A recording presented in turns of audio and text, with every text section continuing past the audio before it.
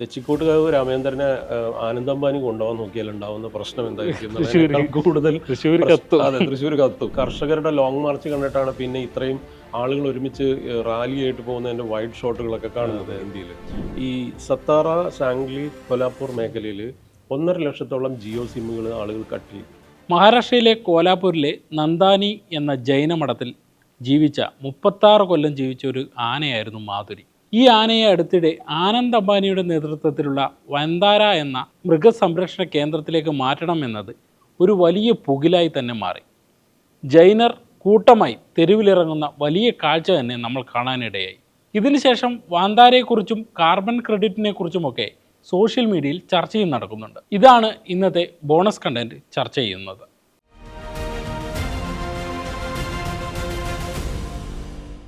നമസ്കാരം. ഈ പിന്നെ നമ്മൾ മാധുരിയുടെ വാർത്തയാണ് ആദ്യം കണ്ടത്. അതൊരു പ്രൊട്ടസ്റ്റ് ആയി വന്നു. അവസാനം ഫട്നാവിസ് ഇതിലൊരു ഒത്തുതീർപ്പ് ഉണ്ടാക്കിയിരിക്കുകയാണ്. എന്താണ് ആ സ്റ്റോറി വരാനുള്ള കാരണം? അല്ല, ആ സ്റ്റോറി എനിക്ക് തോന്നുന്നു മലയാളത്തിൽ നമ്മളായിരിക്കും ചെയ്തിട്ടുണ്ട്.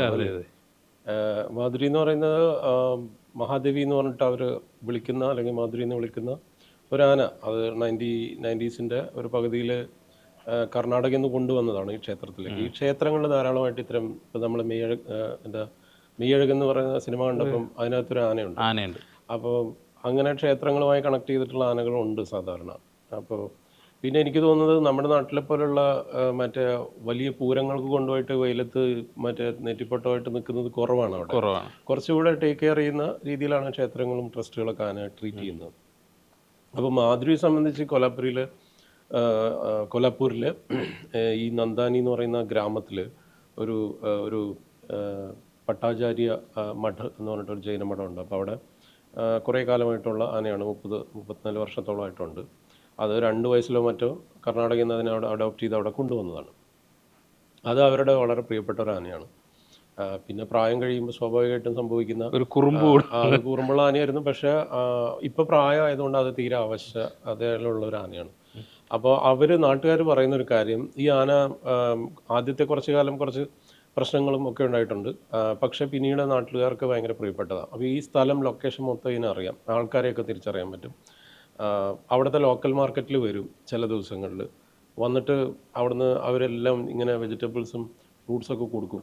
അതെല്ലാം കഴിച്ചിട്ട് സ്ഥലത്തേക്ക് തന്നെ തിരിച്ചു പോകും. അങ്ങനെ വളരെയധികം ലൈഫ്, അവരുടെ ഒരു ഡെയിലി റുട്ടീൻ ലൈഫിൽ അവരുടെ ഒരു വളരെ എന്താ പറയുക, അവരുടെ ഒരു വില്ലേജിൻ്റേതായിട്ടുള്ള ഒരു ലൈഫിൻ്റെ ഭാഗമാണ്, ഒരു പാർട്ടായിട്ടുള്ള ഒരു ആനയാണ്. അപ്പോൾ അത് പ്രായമായി എന്നുള്ളൊരു സത്യമാണ്. അപ്പോൾ ഈ സമയത്തിന് മുൻപ് നടന്നിരുന്ന ചില ഡെവലപ്മെൻറ്റ്സ് എന്താണെന്ന് വെച്ചാൽ, ഈ പെറ്റ എന്ന് പറയുന്ന സംഘടന നേരത്തെ തന്നെ 2020 ആ സമയത്തോ മറ്റോ പെറ്റ ഇവരെ സമീപിച്ചിരുന്നു ഇതിനെ ഏറ്റെടുക്കാൻ വേണ്ടി. അവർ ഈ റീഹാബിലിറ്റേഷൻ സെൻറ്ററിലേക്ക് ഞങ്ങൾ ആനകളെ എടുക്കുന്നതിൻ്റെ ഭാഗമായിട്ട് ഈ ആനയെ കൊണ്ടുപോട്ടെ, ഈ ആനയെ ട്രീറ്റ് ചെയ്യണം നന്നായിട്ട്. അപ്പോൾ അതിനുവേണ്ടി എന്ന് പറഞ്ഞ് ഇവർ ട്രസ്റ്റിനെ സമീപിച്ചിരുന്നു എന്നാണ് ഇപ്പോൾ ഈ ജൈനമഠക്കാർ പറയുന്നത്. അവർ ട്രസ്റ്റിനെ സമീപിച്ചു, ഇവർ സമ്മതിച്ചിരുന്നില്ല. ഇത് പലതവണ ഇതുമായി ബന്ധപ്പെട്ട കത്തിടപാടുകളും അവരുടെ മീറ്റിങ്ങുകളൊക്കെ നടന്നു. അതിലൊന്നും തന്നെ ഇവർ അത്ര തൃപ്തികരമായിരുന്നില്ല ഇവരുടെ രീതി. ഇവരെന്ത് ചെയ്യുന്നു വെച്ചാൽ, ക്ഷേത്രം ട്രസ്റ്റ് ഇതിൽ കുറച്ചുകൂടെ ശ്രദ്ധിക്കേണ്ടതുണ്ടെന്ന് അവർക്ക് മനസ്സിലായത് ഈ പെറ്റ വന്നപ്പോഴാണ്. അപ്പോൾ അവർ അതിന് വേണ്ടിയിട്ട് കുറച്ചുകൂടെ റീഹാബിലിറ്റേഷൻ പ്രോസസ്സിന് വേണ്ടി കുറച്ചുകൂടെ സജ്ജീകരിച്ച രീതിയിലുള്ള സംവിധാനങ്ങൾ ഒരുക്കി. വെറ്റിനറി സർജൻ, ഇടയ്ക്ക് വെറ്റിനറി ഡോക്ടർ വന്നുള്ള ചെക്കപ്പൊക്കെ കൂട്ടി. പിന്നെ അതിനുവേണ്ടി പ്രത്യേകമായിട്ടൊരു ഏരിയ അവർ നേരത്തെ ഈ സിമെൻറ്റിൻ്റെ പ്രതലത്തിലൊക്കെ ഉണ്ടായിരുന്നത് കൊണ്ട് മഡ്ഡുകൊണ്ട് ഒരു സ്പേസ് ഉണ്ടാക്കുകയും അവിടെ ഒരുപാട് 40,000 ലിറ്റർ വെള്ളം എന്നൊക്കെ പറഞ്ഞ പോലെ അങ്ങനെ ഒരു ഏരിയ ഉണ്ടാക്കി അതിനെ വേറെ രീതിയിൽ ടേക്ക് കെയർ ചെയ്തു. പക്ഷേ പെറ്റ ഇതുമായിട്ട് ബന്ധപ്പെട്ട് ഇങ്ങനെ ഇടയ്ക്കിടയ്ക്ക് അവരോട് പുഷ് ചെയ്തുകൊണ്ടിരുന്നു. ഇവരിതിന് വഴങ്ങിയില്ല. പെറ്റ പിന്നീട് എന്ത് ചെയ്യുന്നു, കോടതി പോയി. പെറ്റ പറഞ്ഞു അത് ശരിക്കും പറഞ്ഞാൽ അതിനൊരു തടങ്കലിട്ട പോലെയാണ്. അത് ഈ ആനിമൽ വെൽഫെയർ ലോയ്ക്ക് എതിരാണ്. അതുകൊണ്ട് അതിന് നമുക്ക് റീഹാബിലിറ്റേറ്റ് ചെയ്യാൻ വേണ്ടി സർക്കാർ ഇടപെടണം എന്ന് പറഞ്ഞു കോടതി പോയി. കോടതി ഇത് സംബന്ധിച്ച് വിശദീകരണമൊക്കെ ചോദിച്ച സമയത്ത് സർക്കാർ, ഫോറസ്റ്റ് ഡിപ്പാർട്ട്മെൻറ്റിനും ഇതിനെ കുറച്ചുകൂടെ വേറെ രീതിയിൽ കാര്യങ്ങളെ ഒന്ന് കൺസർവ് ചെയ്യണമെന്ന് തോന്നി. അങ്ങനെ ഒരു വലിയ ലീഗൽ ബാറ്റിൽ ഇതിനിടയിൽ നടന്നു. ഈ സമയങ്ങൾക്ക് ശേഷം ഇത് ഹൈക്കോടതി പോകുന്നു. ഹൈക്കോടതി പോയി കഴിഞ്ഞപ്പോഴാണ് ഹൈക്കോടതി ഒരു ഒരു സമിതിയെ അത് നിരീക്ഷിക്കാൻ വേണ്ടി വെച്ചു. അപ്പോൾ അവർ പറഞ്ഞതിൻ്റെ ഹെൽത്തിന് കുറച്ച് പ്രശ്നമുണ്ടെന്ന് പറഞ്ഞു. അങ്ങനെയാണ് പെറ്റയുടെ ഒരു റെക്കമെൻഡേഷൻ വഴി ഈ വൻഡാര എന്ന് പറയുന്ന ആനന്ദ് അംബാനിയുടെ, അതായത് മുകേഷ് അംബാനിയുടെ മകൻ്റെ ഒരു ഗുജറാത്തിലെ ജാംനഗറിലുള്ള ഒരു വൈൽഡ് ലൈഫ്, ഒരു സാനിറ്റോറിയം പോലത്തെ വൈൽഡ് ലൈഫ് സാങ്ച്വറിയുടെ ഭാഗം പോലെ ഉള്ള രീതിയിൽ ട്രീറ്റ് ചെയ്യുന്ന രീതിയിൽ ഒരു വെൽഫെയർ സെന്റർ ഉണ്ടാക്കി. പ്രധാനമന്ത്രി പോലും അത് പ്രൊമോട്ട് ചെയ്തിട്ടുണ്ട്. അതെ, മോദിയാണ് ഉദ്ഘാടനം ചെയ്തത്. അപ്പോൾ അതിലേക്ക് കൊണ്ടുപോകാൻ വേണ്ടിയിട്ടുള്ള ഒരു നീക്കം വരുന്നു. ഈ ഘട്ടത്തിൽ അതിന് ക്ഷേത്രം ട്രസ്റ്റ് സമ്മതിക്കാത്ത സാഹചര്യം വരുന്നു. അപ്പോൾ ഹൈക്കോടതി ഉത്തരവിട്ടു. ഹൈക്കോടതി ഉത്തരവിട്ടപ്പോൾ ഇവർ എന്ത് ചെയ്തെന്ന് വെച്ചാൽ സുപ്രീം കോടതിയെ സമീപിച്ചു. ജെയിൻ മഠ് ട്രസ്റ്റ് സുപ്രീം കോടതി അതിന് പരിശോധന നടത്തിയിട്ട് അവർ ഇത്രയും പ്രായമാവല്ലേ, അപ്പോൾ ആനയ്ക്ക് വേണമെങ്കിൽ കുറച്ചുകൂടെ ഒരു ശാസ്ത്രീയമായ രീതിയിലുള്ള ഒരു ശ്രദ്ധ പരിചരണം ഉണ്ടാവട്ടെ എന്ന് വിചാരിച്ച് സുപ്രീം കോടതി അതിന് അനുമതി കൊടുത്തു. ഈ ആനയെ ഇപ്പം കഴിഞ്ഞ കുറച്ച് ദിവസങ്ങൾക്ക് മുമ്പ് കൊണ്ടുപോയി. ജൂലൈ 4-ന്. അതെ, ജൂലൈയിൽ കൊണ്ടുപോയി കഴിഞ്ഞപ്പോഴാണ് ഇതിന് വേറെ തരത്തിലുള്ള റെപ്പർക്കഷൻസ് ഉണ്ടാവുന്നത്. കാരണം ആ നാട്ടിൽ എന്ന് വെച്ചാൽ 2-3 ജില്ലകളിൽ, ഇപ്പോൾ കോലാപ്പൂർ, സാംഗ്ലി, അതിൻ്റെ ഇടയിൽ ഈ പിന്നെ ആന വിട പറയുന്ന ഒരു വിഷ്വൽസ് ഒക്കെ ഭയങ്കരമായിട്ട് പ്രൊപ്പഗേറ്റ് ചെയ്യപ്പെടുകയും അത് ആളുകൾ വലിയ വികാരപരമായിട്ടുള്ള വലിയ വിഷമിച്ച് കരഞ്ഞൊക്കെയാണ് ഇതിനെ വിടുന്നത്. അപ്പോൾ ആർക്കും താല്പര്യം ഉണ്ടായിരുന്നില്ല. അപ്പോഴേ വലിയ പ്രതിഷേധമൊക്കെ ഉണ്ടായിരുന്നു. അപ്പോൾ 3 ജില്ലകളിൽ തന്നെയുള്ള 10, 35, 40,000 ആളുകൾ 40 കിലോമീറ്റർ വലിയൊരു റാലി നടത്തുകയാണ് ആനനെ തിരിച്ചു കൊണ്ടുവരണമെന്ന് ആവശ്യപ്പെട്ടിട്ട്. ആ റാലി ഈ 42 കിലോമീറ്റർ കഴിഞ്ഞ് നേരെ കളക്ട്രേറ്റിലേക്ക് ചെന്നു. കളക്ട്രേറ്റിന് മുമ്പിൽ വലിയ പ്രതിഷേധം ഉണ്ടായി. ഇതൊരു വലിയ പൊളിറ്റിക്കൽ മൂവ്മെന്റ് പോലെ രീതിയിൽ ഭയങ്കരമായി ട്രിഗർ ചെയ്ത് കഴിഞ്ഞപ്പം അവിടുത്തെ മുൻ MP-മാർ അല്ലെങ്കിൽ മറ്റ് അവരുടെ കോൺഗ്രസിൻ്റെ ഒക്കെ MLA-മാർ അടക്കം നേരത്തെ ഉണ്ടായിരുന്നവരൊക്കെ ഇറങ്ങി. കാരണം ഇപ്പോൾ സർക്കാർ ഭരിക്കുന്നത് മഹാരാഷ്ട്രയിൽ BJP ആണ്. അപ്പോൾ നേരത്തെയുള്ള MP-മാർ ഇവരെല്ലാവരും രാഷ്ട്രീയ സപ്പോർട്ടെല്ലാം ഇതിനകത്തേക്ക് കിട്ടി. ഇത് കിട്ടിക്കഴിഞ്ഞപ്പം അവിടെ വലിയ രീതിയിൽ ജനവികാരം എതിരാവുന്നു സ്വാഭാവികമായിട്ട് BJPക്ക് മനസ്സിലായി. BJPയുടെ നേതാക്കൾ, പ്രാദേശിക നേതാക്കളെല്ലാം ഈ ആനയെ തിരിച്ചു കൊണ്ടുവരുന്ന കാര്യത്തിൽ സപ്പോർട്ട് ചെയ്യുന്ന തരത്തിലേക്ക് ഒരു നിലപാടെടുത്തു. അങ്ങനെ ആണ് അവിടെ സംഭവിച്ച ഏറ്റവും അത് എന്താ പറയുക, ഭയങ്കര കൗതുകകരമായിട്ടുള്ളൊരു, അതായത് നമ്മൾ ഈ കർഷകരുടെ ലോങ് മാർച്ച് കണ്ടിട്ടാണ് പിന്നെ ഇത്രയും ആളുകൾ ഒരുമിച്ച് റാലിയായിട്ട് പോകുന്നതിൻ്റെ വൈഡ് ഷോട്ടുകളൊക്കെ കാണുന്നത് ഇന്ത്യയിൽ. അത് ഈ സമയത്ത് വൻഡാരയിലേക്ക് കൊണ്ടുപോയ ആനയെ അവിടെ സ്വീകരിക്കുന്നതും എല്ലാം കാര്യങ്ങളെല്ലാം വരുന്നുണ്ട്. അവിടുത്തെ ഒരു ഏരിയ എന്താണെന്ന് വെച്ചാൽ, ഇത് വൻഡാരയുടെ ഏരിയൽ ഷോട്ട് സാധനങ്ങളൊക്കെ നമ്മളിങ്ങനെ കാണാം, നമുക്ക് യൂട്യൂബിലൊക്കെ അവൈലബിൾ ആണ്. ഇത് ജാംനഗറിലെ റിലയൻസിന്റെ റിഫൈനറീസിന്റെ ഭാഗമാണ്, പെട്രോ കെമിക്കൽ ഏരിയയാണ്.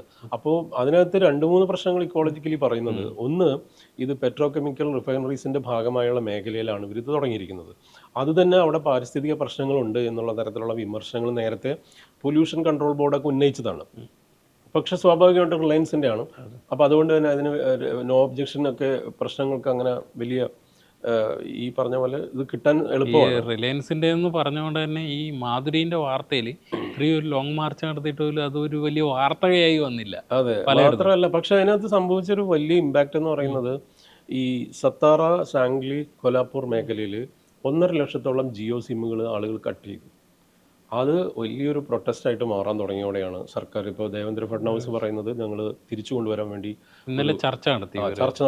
അത് ചർച്ച നടത്തിയെന്ന് മാത്രമല്ല, നമ്മുടെ ഓരോ നേതാക്കൾ, അജിത് പവാർ അടക്കം ഇടപെട്ടു. അവർ വേറൊരു സമിതിയെ വെച്ചു. ഈ ആനയ്ക്ക് ഇവിടെ തിരിച്ചു കൊണ്ടുവന്നാൽ പഴയ പോലെ അല്ലാതെ റിഹാബിലിറ്റേറ്റ് ചെയ്യാൻ വേണ്ടി ഒരു സെൻറ്റർ പണിയാൻ തീരുമാനിച്ചു. അതിനുവേണ്ടി ഒരു മെഡിക്കൽ സംഘത്തെ നിയോഗിക്കാൻ തീരുമാനിച്ചു. ഈ രീതിയിൽ വേറെ തരത്തിലുള്ള പ്രിപ്പറേഷൻസ് നടക്കുന്നുണ്ട്. വൻഡാര അതിനകത്ത് അങ്ങനെ വാശി പിടിക്കുന്നൊന്നുമില്ല. അവർ മൃഗസ്നേഹികളായിട്ടുള്ള അല്ലെങ്കിൽ ധാരാളം മൃഗങ്ങളെ അവിടെ കൊണ്ടുപോയിട്ടുണ്ട്.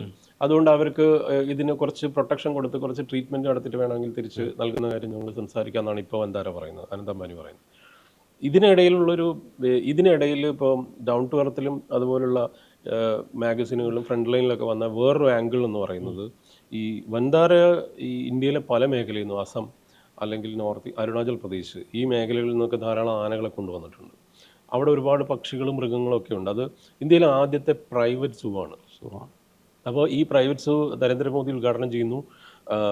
പക്ഷെ പ്രശ്നം അവിടുത്തെ പ്രാദേശികമായിട്ടുള്ള NGOസിലുള്ള അല്ലെങ്കിൽ സോഷ്യൽ ആക്ടിവിസ്റ്റുകൾ ഉന്നയിച്ചത്, ഒരു റിഫൈനറീസിൻ്റെ പ്രദേശത്ത്, അതും നമുക്കതിൻ്റെ ഏരിയൽ ഷോട്ടിൽ കാണാം, അതൊരു ഹൈ എൻഡ് ഒരു ആഡംബര ഒരു 5 നക്ഷത്ര ഹോട്ടലിൻ്റെ സ്വഭാവത്തിലുള്ള ഏരിയയിൽ കുറച്ച് കാടുകൾ പോലെ, കാടുകളല്ല, കുറച്ച് മരങ്ങളും കുറച്ച് വെള്ളം, കുറച്ച് കൃത്രിമ പുല്ലൊക്കെ പിടിപ്പിച്ചൊരു സംവിധാനമാണ്. അപ്പോൾ അതിന് ഫ്രണ്ട് ലൈനിൽ ആ മാഗസിനിൽ പറയുന്നത് മിമിക് ചെയ്തിട്ടൊരു ഇക്കോളജിക്കൽ സിറ്റുവേഷൻ ഉണ്ടാക്കുന്നത് ഒരു തരത്തിലും അംഗീകരിക്കാൻ പറ്റുന്നത് അത് മൃഗങ്ങൾക്ക് അതുകൊണ്ട് പ്രത്യേകിച്ച് ഗുണം ഉണ്ടാവില്ല എന്നാണ്.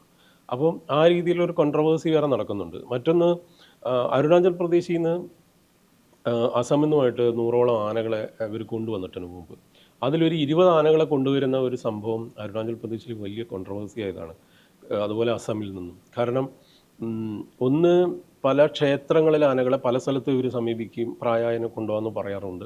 അസമിൽ നിന്നും അരുണാചൽ പ്രദേശിൽ നിന്നും കൊണ്ടുവന്ന സമയത്തുണ്ടായ ഒരു പ്രശ്നം, 3500 കിലോമീറ്റർ ദൂരം നിന്ന് വളരെ യങ്ങായ ആനകളെയല്ല, പ്രായമായ ആനകളെ കൊണ്ടുവരുന്നത്. അത് അവർക്ക് വലിയ രീതിയിലുള്ള ശാരീരികമായ പ്രശ്നങ്ങൾ ഉണ്ടാക്കുന്ന തരത്തിലുള്ള വിമർശനങ്ങളുണ്ടായി.